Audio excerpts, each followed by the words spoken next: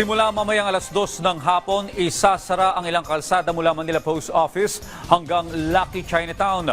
Bahagi pa rin yan ng selebrasyon ng Chinese New Year ngayong araw. Si Vel Custodio sa detalye live. Rise and shine, Vel!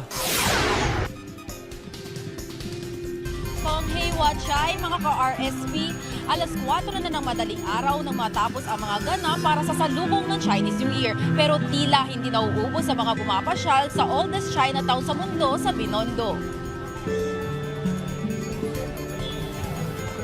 Ilang mga pamilya, partikular na mga Filipino-Chinese, ang dumarayo sa Binondo para magpa-picture sa mga displays ngayong Chinese New Year, kagaya ng Chinese lanterns at mga dragon displays. Nagtitirik rin ng mga Chinese incense ang ilang mga pumapasyal para manalangin.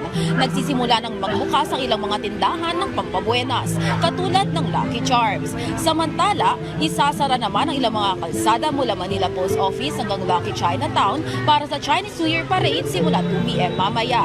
Mula Manila Post Office, daraanan nito ang Escolta Street, Plaza Santa Cruz, Dasmariñas Street, Quintin Paredes, Ompi Street, Alonso, Soler at Reyna Rigante patungong Lucky Chinatown. May mga pulis nang nakakalat sa Binondo para sa kaayusan at kalinisan. Tuloy-tuloy rin ang paglilinis ng Department of Public Service ng Maynila sa paligid. Audrey, pagkatapos ang parada, dediretso dito ang parada para naman sa Filipino-Chinese Association Cultural Show mamayang 6 p.m. Para sa mga nais pumasyal dito ngayong umaga, maluwag pa ang daloy ng trapiko sa San Juan Street o sa San Juan Luna Street at sa Reyna Regate Street dito sa Binondo, Maynila. Balik sa iyo, Audrey. Maraming salamat, Vel Custodio.